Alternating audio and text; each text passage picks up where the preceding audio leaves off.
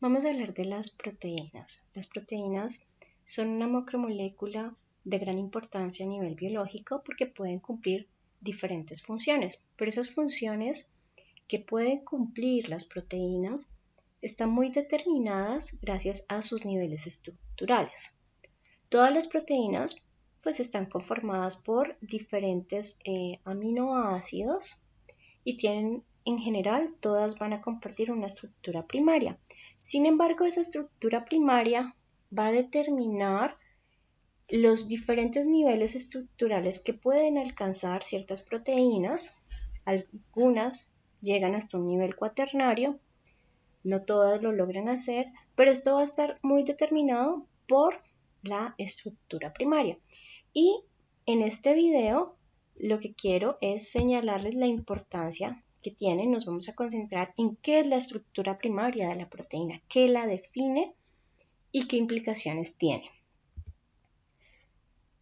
Para hablar pues de estructura primaria tenemos que hablar de los componentes básicos de ellas, que son los aminoácidos. Entonces un aminoácido tiene una estructura general, un carbono alfa unido a un grupo amino, un hidrógeno, un grupo carboxilo, que va a diferenciar a cada uno de los aminoácidos que encontramos es esta cadena lateral o grupo R.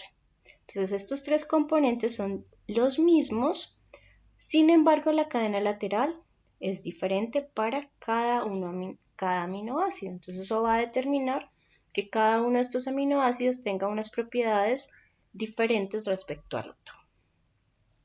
Si ustedes se fijan, estos grupos amino y carboxilo, independiente de la cadena lateral, que también podría tener un grupo ionizable, entonces como son grupos ionizables, el amino y el carboxilo, pues un aminoácido es susceptible a protonarse, a cambiar sus niveles de protonación en variaciones del pH. De esa manera, en un pH ácido, si solamente tengo en cuenta estos dos grupos ionizables, el amino y el carboxilo, entonces me puedo fijar en que ese aminoácido puede comportarse como un catión. ¿Y por qué se comportaría como un catión? Si hay altas concentraciones de hidrogeniones en el medio, el grupo carboxilo va a ser neutralizado. Pero el grupo amino va a protonarse, va a tener una carga positiva que va a hacer que finalmente el aminoácido tenga una carga neta global de uno más, perdón. Entonces es un catión. Pero si el pH va aumentando, o sea, la concentración de hidrogeniones cae, empieza a caer, y la concentración de hidroxilos aumenta, entonces podemos ver cómo este grupo carboxilo va a perder ese hidrogenión, va a ceder el hidrogenión, quedando con una carga neta negativa, lo que hace que el positivo y el negativo se contrarresten, dando una carga neta global al aminoácido de 0. Este estado en el cual esas cargas de esos grupos ionizables terminan dando una carga neta global de 0, se conoce como switterión. De ahí que hablamos de que los aminoácidos pueden adquirir ese estado de switterión. Si continúo aumentando el pH, ¿qué voy a encontrar? Que eventualmente este grupo amino va a tener que ceder ese hidrogenión y va a perder su carga positiva. Entonces, la carga neta preponderante va a ser la negativa, por lo tanto el aminoácido se comporta como un anión. Y esto es lo que vemos de forma un poco más gráfica, tomando como ejemplo a la glicina. La glicina es un aminoácido cuya cadena lateral es un hidrógeno. Entonces tiene dos hidrógenos, pero uno de ellos es de la cadena lateral. Eso hace que la glicina solamente tenga dos grupos ionizables, el grupo amino y el grupo carboxilo, que es lo que vemos aquí representado. pK1 y pK2 corresponden a los pHs en los cuales el grupo carboxilo, el primero es relacionado con el grupo carboxilo, es el pH al cual el grupo carboxilo cede el hidrogenión. Si partimos desde 1 o desde 0 para titular. Entonces, en este pH, el grupo carboxilo pierde su hidrogenión, mientras que a 9.60 el grupo amino pierde el hidrogenión. Entonces, estos dos puntos de acá son alusivos a los dos grupos ionizables que tiene la glicina. El promedio, o sea, el pH en el cual se promedia entre estos dos pK de estos dos grupos ionizables va a ser el punto isoeléctrico, que es alusivo al estado zwitterion, donde la carga neta del aminoácido va a ser 0. Ya lo vamos a ver más en detalle, un poco más adelante. Ahora, hablábamos de los sustituyentes. ¿Se acuerdan de la glicina, por ejemplo, tiene un hidrógeno que hace que no pueda tener las propiedades de quiralidad. La propiedad de quiralidad, para que lo recordemos, es aquella que el carbono está unido a 4 sustituyentes diferentes. En el caso de la glicina, pues al haber otro hidrógeno unido, entonces este pierde esas propiedades de quiralidad. Entonces el único aminoácido que vamos a encontrar que es aquiral, y ya vamos a ver más en detalle las diferentes estructuras de los aminoácidos, se van a dar cuenta de que es el único que no cumple con el requisito de quiralidad. Todos los demás son quirales. Y gracias a esa quiralidad, entonces en la naturaleza podemos encontrar aminoácidos L y D, o sea, en antiómeros, que es como muestra la imagen aquí de las manos. Las conformaciones o la distribución espacial de estos componentes, de estos sustituyentes que pueden girar a la izquierda o a la derecha. Sin embargo, nuestras proteínas, las que nos vamos a enfocar en las proteínas de interés biológico, las nuestras, por ejemplo, solamente utilizan L-aminoácidos. La única configuración con la que se construyen las proteínas. Entonces, como podemos observar aquí en esta tabla, vemos los 20 aminoácidos con el que se construyen las proteínas. O sea, la miríada de proteínas con todas las funciones súper interesantes que tienen, pues se construyen con una base de 20 aminoácidos, mayoritariamente. Sin embargo, se han descubierto otros aminoácidos, como el caso de la selenocisteína, que se ha descubierto en organismos en eucariotas.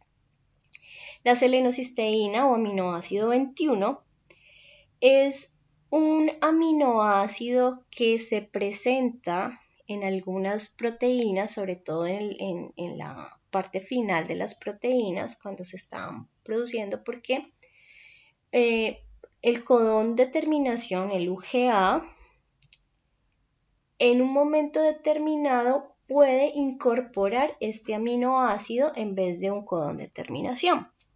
Y esto pues tiene que cumplir con ciertos requisitos. Uno de ellos es que en el medio haya una alta concentración de selenio, que la misma proteína tenga una secuencia de reconocimiento que provea esta, y que todas estas condiciones lleven a que el ARN de transferencia, que normalmente tiene unido una serina, reaccione con el selenio fosfato gracias a la catálisis que media la selenocisteína sintetasa, una enzima. O sea, gracias a esta enzima, las condiciones, la necesidad se da la incorporación a pesar de ser un codón de terminación.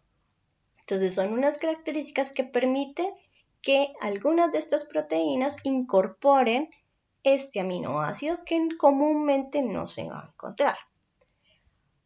Otro aminoácido, o el aminoácido 22, la pirrolicina, ese se encuentra en arqueobacterias y alguna que otra bacteria, pero principalmente es de arqueas. Y como pueden ustedes notar, o sea, es una modificación de la lisina. Entonces encontramos un anillo de pirrolina al final.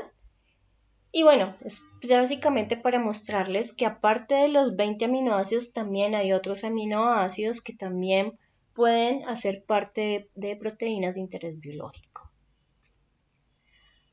¿Cómo vamos a clasificar esos aminoácidos o cómo vamos a poder determinar o hacer clasificaciones con base en sus propiedades? Entonces, una clasificación muy sencilla es a través de su grupo R o cadena lateral.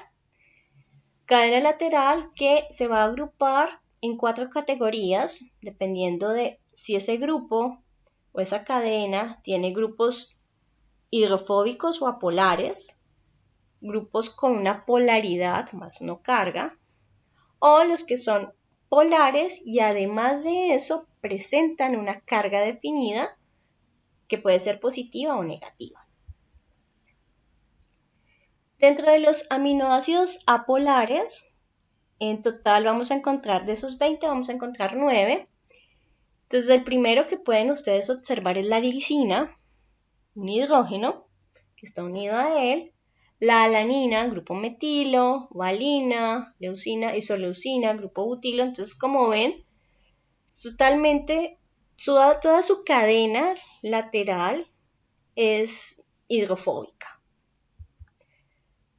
Prolina, por ejemplo, prolina forma un anillo que, aunque ustedes pueden notar, es bastante, pues es un anillo bastante raro porque incorpora en su cierre al grupo amino que normalmente los demás aminoácidos pues no tocan ese grupo amino con su cadena lateral, la prolina sí lo hace, pero si ustedes observan el cierre aquí incorpora pues las dos formas, o sea, la cadena con el grupo amino, o sea, mantiene la polaridad de los dos grupos ionizables y lo que hace este cierre es totalmente apolar, o sea, no le confiere una polaridad de ningún tipo al aminoácido, exceptuando pues las de sus dos grupos ionizables, nada más. La metionina, por ejemplo, que tiene un tioéter, entonces este tioéter es absolutamente apolar. Y fenilalanina y triptófano, ambos son aromáticos. Y como buenos aromáticos, pues el grupo 1 es el residuo fenilo de la fenilalanina y el grupo indol en el triptófano, los dos aromáticos apolares. Entonces veamos los polares no cargados. Serina, por ejemplo, y treonina. Grupos hidroxilo, entonces son grupos hidroxilos, hay carga glutamina y asparagina, que tenemos grupo amida, son grupos amida, o sea, hay una polaridad, pero no hay ninguna carga neta precisa. Tirosina, entonces en la tirosina tenemos un grupo fenólico, entonces hay un alcohol que le confiere polaridad, y en la cisteína un grupo tiol. Cisteína que es muy importante que la tengan presente porque es un aminoácido muy versátil y muy necesario en muchas de las funciones que tienen las proteínas. Respecto a los cargados positivamente, entonces es claro que la lisina, por ejemplo, ¿qué vamos a encontrar en ella? Pues vamos a encontrar un grupo butilamino, que tiene una carga positiva. La arginina, un grupo guanidino, y la histidina, que aunque ustedes no lo perciban fácilmente, este imidazol es un anillo aromático que es fácilmente cargado, o sea, fácilmente puede aceptar protones, se puede cargar positivamente fácilmente, pero también fácilmente puede perder esos protones. Entonces, esas son las características que tiene el anillo de imidazol que hace o que esté neutro o esté protonado. Pero, por lo tanto, dada esa facilidad con que adquiere o cede hidrogeniones, pues se le da esa configuración de cargado positivamente. Y pues los cargados negativamente es claro que el aspartato y el glutamato, al tener estos grupos carboxilo, mayoritariamente, o sea, en la escala de pH, después de pH 3, ellos van a estar cargados negativamente porque ceden muy fácilmente los hidrogeniones. Entonces se les considera unos aminoácidos que en su forma mayoritaria van a estar aportando una carga negativa.